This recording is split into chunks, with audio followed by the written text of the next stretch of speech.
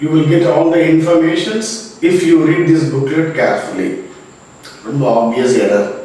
Information அப்படிங்கிற word வந்து ஒரு uncountable noun, அதுக்கு plural form கிடையாது. So informations எடுத்துட்டு we have to put information here. Sentence improvement அதுதான். இது error questionனால we have to mark B. She sang very well, isn't it? She sang very well, isn't it? இந்த isn't it அப்படிங்கிறது என்ன அப்படின்னா ஒரு tag question. நம்ம தமிழில் வந்து அடிக்கடி நம்ம சொல்லுவோம், ரொம்ப சூப்பராக இருக்குல்ல இந்த இல்லை அப்படின்னு நம்ம சொல்லுவோம். இந்த இல்லை அப்படிங்கிறத வந்து நம்ம சாதாரணமாக இங்கிலீஷ்லையுமே வந்து இஸ் இட் isn't it அப்படின்னே நம்ம பேசிகிட்டு இருப்போம். இந்தியன்ஸை பொறுத்தவரை பொதுவாக நான் நேட்டிவ் ஸ்பீக்கர்ஸ் இங்கிலீஷ் வந்து தாய்மொழியாக இல்லாதவங்க நிறைய பேர் என்ன பண்ணுவாங்க அப்படின்னா எதை சொன்னாலும் அதுக்கு இஸ் இட் isn't it தான் சொல்லுவாங்க. இப்போ ஃபார் எக்ஸாம்பிள் ஒரு பையன் நியூ ஸ்டூடெண்ட்டு கிளாஸ்க்கு வராரு, அவர்கிட்ட நான் கேட்குறேன் யுவர் நியூ ஸ்டூடெண்ட் ஆர்னட் யூ அப்படின்னு கேட்குறவங்க எப்படி சொல்லுவாங்கன்னா your new student isn't it அப்படி கேட்பாங்க. அப்படியா அப்படி இல்லையா அப்படின்னு கேட்பாங்க. பட் ஸ்டாண்டர்ட் இங்கிலீஷ் என்ன அப்படின்னு கேட்டிங்கன்னா அதில் என்ன ஆக்சிலரி வேர்ப் இருக்கோ அதை தான் நம்ம என்னவா எடுத்துக்கணும்னா டேக் கொஸ்டின் ஃபார்ம் பண்ணுறதுக்கு எடுத்துக்கணும். இப்போ ஸ்டேட்மெண்ட் வந்து பாசிட்டிவ்ல இருந்துச்சுன்னா கொஸ்டின் வந்து டேக் கொஸ்டின் வந்து நெகட்டிவ்ல இருக்கணும். ஸ்டேட்மெண்ட் வந்து நெகட்டிவ்ல இருந்துச்சுன்னா கொஸ்டின் டேக் கொஸ்டின் வந்து பாசிட்டிவ்ல இருக்கணும். அப்போ இந்த டேக் கொஸ்டின் எப்படி ஃபார்ம் பண்ணுறது அப்படின்னா அந்த கொடுத்துருக்க ஸ்டேட்மெண்ட்டில் ஒரு ஆக்சிலரி வேர்ப் இருந்துச்சுன்னா is, was, are, were, has, have, had இருந்துச்சுன்னா நம்ம வேலை ரொம்ப ஈஸி. அந்த வேர்டை அப்படியே எடுத்து போட்டுட்டு அது பாசிட்டிவ்னா நெகட்டிவ் பண்ணிடலாம், நெகட்டிவ்னா பாசிட்டிவாக எழுதிடலாம். பட் அந்த கொடுத்துருக்க ஸ்டேட்மெண்ட்டில் இப்போ இந்த சாங் அப்படின்னு கொடுத்துருக்கு, சாங்னு கொடுத்துருக்கு, பாஸ்ட் டென்ஸில் கொடுத்துருக்கு. பாஸ்ட் டென்ஸில் கொடுத்துருந்தா ஒரு வேர்பை நம்ம என்ன கொஸ்டின் வேர்டு யூஸ் பண்ணணும், டேக் கொஸ்டின் வேர்டுனா டிட் யூஸ் பண்ணணும். சப்போஸ் ப்ரெசன்ட் டென்ஸ் கொடுத்துருக்காங்க, ஐ லவ் அப்படின்னு கொடுத்துருக்காங்க, அப்போ என்ன யூஸ் பண்ணணும், டூ யூஸ் பண்ணணும். சப்போஸ் சி லவ்ஸ் அப்படின்னு கொடுத்துருக்காங்க, என்ன டேக் கொஸ்டின் யூஸ் பண்ணணும், டஸ் யூஸ் பண்ணணும். ஸோ ப்ரெசன்ட் டென்ஸில் டூ டஸ் வரும், அப்புறம் பாஸ்ட் டென்ஸில் டிட் வரும். Suppose has been, have been, had been அப்படிலாம் கொடுத்துருந்தாங்கன்னா it has been raining அப்படின்னு கொடுத்துருந்தாங்கன்னா நீங்கள் has been ரெண்டையும் சேர்த்து இருக்க தேவையில்லை, has மட்டும் போதும். it has been raining, hasn't it அப்படின்னு சொல்லணும். they have been waiting, haven't they அப்படின்னு சொல்லணும். அதில் வந்து என்ன சப்ஜெக்ட் வருதோ அந்த சப்ஜெக்ட் சேர்த்து தான் எடுத்து அதில் எழுதணும். அந்த மாதிரி நீங்கள் கொஸ்டின்ஸ் ஃபார்ம் பண்ணணும். இப்போ வந்து I am a teacher அப்படின்றதுக்கு மட்டும் அந்த am அப்படியே யூஸ் பண்ணக்கூடாது. amக்கு நெகட்டிவ் வந்து ஆர், ஆர்ன்ட் ஐ அப்படி தான் கேட்கணும். மற்ற எல்லாத்துக்குமே நீங்கள் அதில் உள்ள ஆக்சிலரி வேர்ப்ஸ் படி யூஸ் பண்ணலாம். சப்போஸ் ஆக்சிலரி வேர்ப் இல்லை அப்படின்னா மெயின் வேர்ப் மட்டும் இருந்துச்சுன்னா அது ப்ரெசன்ட் டென்ஸில் இருந்துச்சுன்னா ஐ யூ வி தே இருந்ததுன்னா டூ யூஸ் பண்ணுங்க. He she it third person singular இருந்துச்சுன்னா கொஸ்டின் வந்து டஸ் யூஸ் பண்ணுங்க. பாஸ்ட் டென்ஸில் இருந்தால் எந்த சப்ஜெக்டாக இருந்தாலும் டிட் யூஸ் பண்ணுங்க. ஸோ அந்த ரூல் படி நம்ம பார்த்தா சி சாங் வெரி வெல் இல்லை பாஸ்ட் டென்ஸ் இருக்கு சாங், அப்போ நம்ம என்ன போடக்கூடாது, isn't it போடக்கூடாது. we have to use only didn't she. என்ன யூஸ் பண்ணணும், didn't she. அந்த ப்ரொனவுனையும் சேர்த்து தான் எழுதணும். அந்த சப்ஜெக்ட் என்ன இருக்காங்களோ அதையும் சேர்த்து தான் நம்ம டேக் கொஸ்டின்ல எழுதணும். didn't she தான் கரெக்டான answer. he is working in a bank in New Delhi for the past several months அப்படின்னு இருக்கு. இப்போ இந்த மாதிரி ஸ்போக்கனில் யாராவது சொன்னால் நமக்கு அது எரர் இருக்க மாதிரியே தெரியாது. பேங்க்கில் ஒர்க் பண்ணுறாரு டெல்லியில், பாஸ்ட் செவரல் மந்த்ஸாக ஒர்க் பண்ணிட்டு இருக்காரு, இல்லை for the last several months, ரெண்டு விதமாகவும் சொல்லலாம். இதில் எதுவுமே நம்மளுக்கு எரவே தெரியாது இல்லையா. ஏன்னா அந்த மாதிரி தான் நம்ம பேசி பழகிருக்கோம், எழுதியும் அந்த மாதிரி தான் நம்ம தவறுதலா சில சமயங்களில் எழுதுவோம். பட் அதை நிறைய பேர் கண்டுக்க மாட்டோம். பட் இங்கே என்னென்னா என்ன கொடுத்துருக்கு, ஒர்க் பண்ணுறாரு பேங்க்கில் டெல்லியில், அது எவ்வளோ நாளாக, ரொம்ப நாளாக, எப்போல்லாம் வந்து ஒரு காரியம் நடந்துக்கிட்டு இருக்க காரியத்துக்கு, அதாவது ப்ராக்ரஸில் இருக்கக்கூடிய ஒரு சம்பவத்துக்கு நீங்கள் டைம் சேர்க்குறீங்கன்னு வச்சுக்கோங்க. இப்போ நீங்கள் ஒரு ஃப்ரெண்டுக்காக வெயிட் பண்ணுறீங்க, you are waiting for your friend, இப்படி சொல்லும் பொழுது நீங்கள் டைம் சேர்த்து சொல்லலை. அதனால நீங்கள் எப்படி சொல்லலாம்னா, என்ன தம்பி இங்கே நிற்கிறீங்க அப்படின்னு கேட்குறேன், சார் என் ஃப்ரெண்டுக்காக வெயிட் பண்ணிட்டு இருக்கேன், ஐ am waiting for my friend.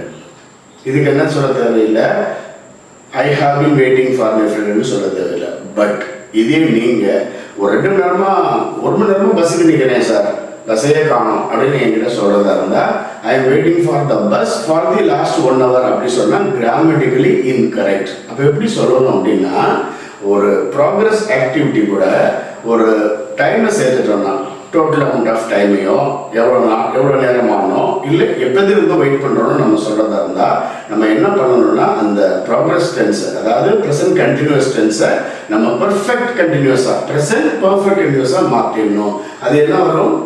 Has பீனும் have பீனும் வரும்.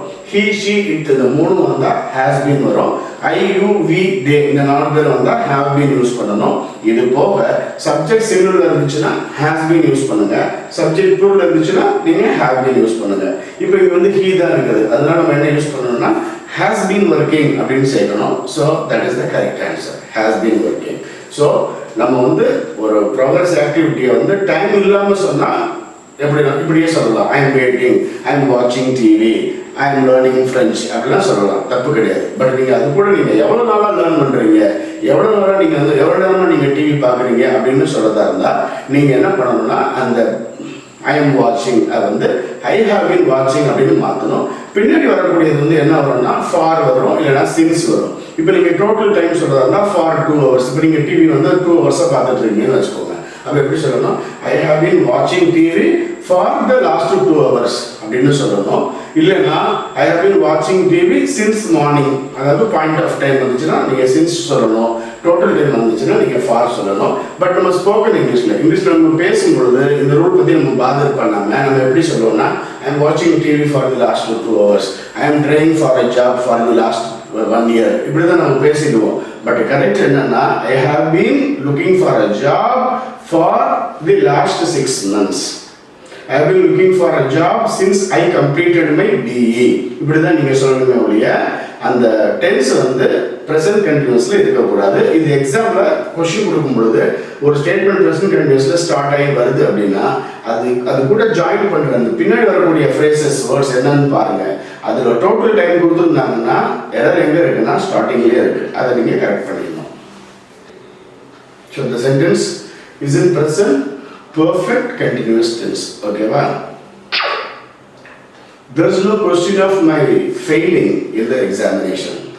நான் வந்து எக்ஸாமில் ஃபெயில் ஆகுங்கிற கேள்விக்கே இடம் இல்லை அப்படின்னா என்ன அர்த்தம்? நான் கண்டிப்பாக பாஸ் ஆகிடுவேன் அப்படின்னு அவர் சொல்கிறார்.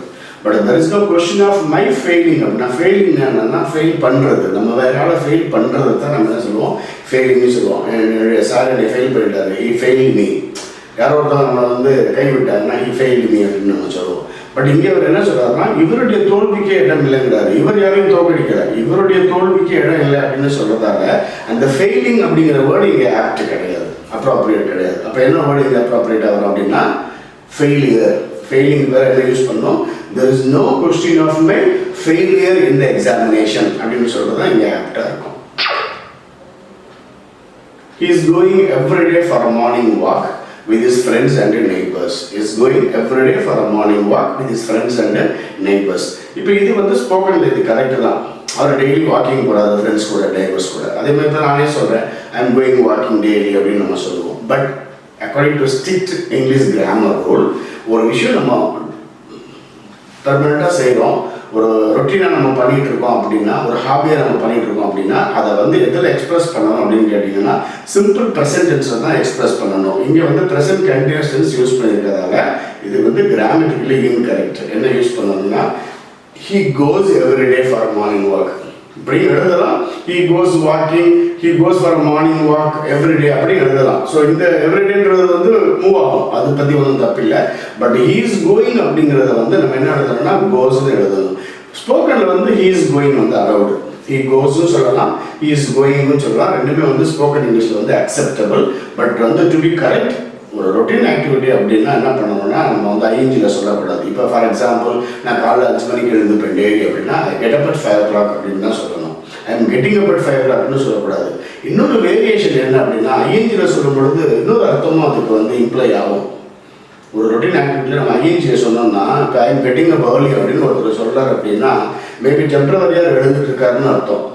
ஐ கெட் அப் ஏர்லி அப்படின்னு ஒருத்தர் சொன்னார்னா அவர் எப்பயுமே அப்படி தான் எழுந்துக்கிறாருன்னு அர்த்தம். பட் அவரே வந்து ஒருத்தர் சொல்கிறார், ஒரு ஸ்டூடெண்ட் சொல்கிறார் I am getting up early அப்படின்னா மேபி அவருக்கு எக்ஸாம் போயிட்டு இருக்குமா இருக்கும் ஒரு 1 month. ஸோ அதனால் என்ன பண்ணுவார்னா அந்த 1 மாதமும் அவர் வந்து சீக்கிரம் எழுந்து போகிறா இருக்கும். அது தான் அவர் எப்படி சொல்கிறாரு ஐ எம் கெட்டிங் அப் ஏர்லின்னு சொல்கிறாரு. அப்போ என்ன அர்த்தம் அப்படின்னா ப்ரெசன்ட் கண்டினியூஸ் டென்ஸ் யூஸ் பண்ணும்பொழுது நம்ம பண்ணுற ஆக்டிவிட்டி வந்து ஒரு டெம்பரரி ஆக்டிவிட்டிங்கிறது தான் அதை நம்ம யூஸ் பண்ணணும். ஒரு பெர்மனன்ட் ஆக்டிவிட்டியா இருந்ததுன்னா you have to use only simple present tense. ஓகேவா?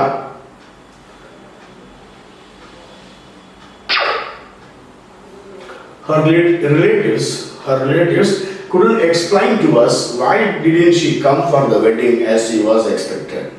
அவருடைய ரிலேட்டிவ்ஸ்க்கு எங்ககிட்ட எக்ஸ்பிளைன் பண்ண முடியல, அவங்க ஏன் அந்த வெட்டிங்க்கு வரல, நாங்களே எதிர்பார்த்த மாதிரி அப்படின்றது இதோடைய அர்த்தம் நமக்கு புரிஞ்சிருச்சு.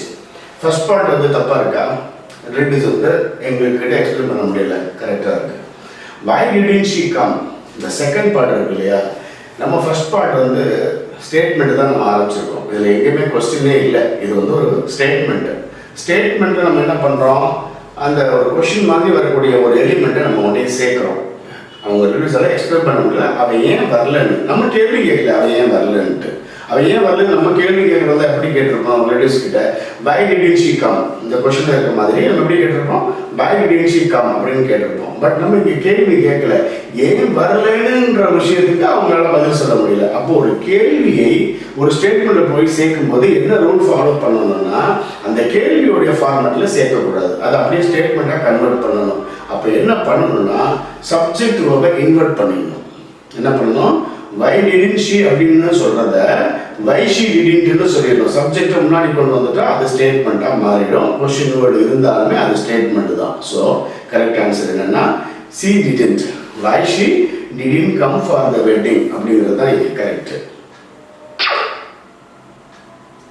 He was prevented to accept the assignment because he was a government employee and as such barred from accepting such assignments அப்படின்னு கொடுத்துருக்கு. அவர் வந்து கவர்மெண்ட் எம்ப்ளாயியாக இருந்ததால இந்த அசைன்மெண்ட் அக்செப்ட் பண்ணுறது வந்து தடுக்கப்பட்டார், அதை ஏற்றுக்கொள்வது தடுக்கப்பட்டார். And barred from accepting such assignments அப்படின்னு இருக்கு இல்லையா. ஸோ இந்த பார் அப்படின்னு அர்த்தம், பிஆர் பாருக்கு நிறைய அர்த்தம் இருக்கு. நவுனா பார்னா வேற உங்களுக்கு தெரியும். பார் அப்படிங்கிற வேர்புக்கு என்ன அர்த்தம்னா prevent somebody from doing something. பார் பண்ணுறதுனா தடுக்கிறதுன்னு அர்த்தம். ப்ரிவெண்ட் பண்ணுறதுனால என்னதான் அர்த்தம், தடுக்கிறதுன்னு தான் அர்த்தம். இந்த பார் அப்படிங்கிற வேர்பும் ப்ரிவெண்ட் அப்படிங்கிற வேர்பும் ஒரே ப்ரிப்போசிஷன் தான் எடுத்துப்போம். என்ன ப்ரிப்போசிஷன் எடுத்துப்போம்னா ஃப்ரம் தான் எடுத்துப்போம். அந்த as such அப்புறம் பார்த்தீங்கன்னா barred from அப்படின்னு கரெக்டாக கொடுத்துருக்கு, barred from accepting அப்படின்னு கொடுத்துருக்கு. ஆனால் இங்கே ஃபர்ஸ்ட் பார்ட்டில் he was prevented to acceptனு கொடுத்துருக்கு. ஸோ அந்த ப்ரிவெண்ட் இருக்கு இல்லையா, அது வந்து எதை ஃபாலோ பண்ணோம், ப்ரிப்போசிஷன் ஃப்ரம் வரணும். அது மட்டும் இல்லை, எப்போதான் ஒரு ப்ரிப்போசிஷன் வருதோ அதை தொடர்ந்து வரக்கூடிய வேர்டு வந்து ஐஎன்ஜி ஃபார்மில், அதாவது ஜெரண்டியல் ஃபார்மில் தான் அது இருக்கணும். ஸோ அந்த கரெக்ட் ஆன்சர் வந்து he was prevented from accepting அப்படின்னு எழுதணும். prevented from accepting, barred from accepting, stopped from accepting, இது எல்லாமே வந்து from எடுக்கக்கூடிய verbs.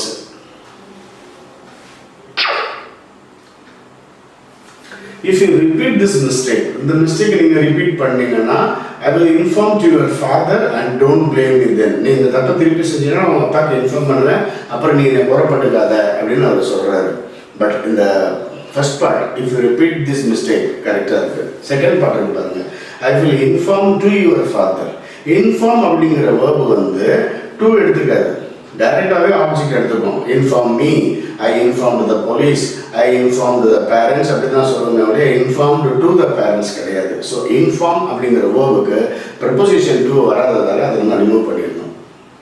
Remove to and its use is superfluous. Superfluous என்னன்னா unnecessary. In other words it's not correct, அந்த word அங்கே வரக்கூடாது. These are the ideas and ideals which have shaped our economic thought in the past. இந்த ஐடியாஸும் இந்த லட்சியங்களும் இந்த யோசனைகளும் தான் நம்ம நாட்டுடைய பொருளாதார சிந்தனையை வந்து கடந்த காலத்தில் ஷேப் பண்ணுச்சு அப்படின்னு சொல்லப்பட்டிருக்கு. இப்போ வந்து ஷேப் பண்ணப்படுறது எப்போ, கடந்த காலத்தில், சரியா, இப்போ இல்லை. அப்போ these are the ideas and ideals which have shaped our economic thought in the past அப்படின்னா பாஸ்ட்ல ஷேப் பண்ணியிருக்கு அப்படின்னு நம்ம சொல்லும் பொழுது அந்த வேர்ப் என்ன இருக்க முடியாது, ஹேவாக இருக்க முடியாது. So it should be had. இப்போ பண்ணிருந்துச்சுன்னா ஹேவ்னு சொல்லலாம். கடந்த காலத்தில் பண்ணியிருக்கு அப்படின்னு சொல்லும் பொழுது நம்ம என்ன சொல்லணும், we have to use had. இப்போ பண்ணியிருந்தா அந்த ஐடியாஸ் ஐடியாஸும் இப்போ பண்ணியிருந்தா நம்ம என்ன யூஸ் பண்ணணும், ஹேவ் யூஸ் பண்ணணும். கடந்த காலத்தில் பண்ணியிருந்தா ஹேவோடைய பிளேஸில் we have to use had. India's problems are not similar with those of other countries in several ways. அதாவது இந்தியாவோட பிரச்சனை இருக்கு இல்லையா, அது வந்து மற்ற நாடுகளுடைய ப்ராப்ளங்களோட ஒரே மாதிரி இல்லை, பல வழிகளில் வித்தியாசமாக இருக்குது இந்தியாவுடைய ப்ராப்ளம்ஸ் அப்படின்னு சொல்லியிருக்கு. இதில் வந்து என்ன மிஸ்டேக் அப்படின்னா, சிமிலர் அப்படிங்கிற அட்ஜெக்டிவ் இருக்கு இல்லையா, அது வந்து இது கூட இது சிமிலராக இருக்குது அப்படின்னு சொல்கிறதா இருந்தால் சிமிலர் வித் அப்படின்னு சொல்லக்கூடாது, we have to use similar to. அதுதான் கரெக்டான ஆன்சர்.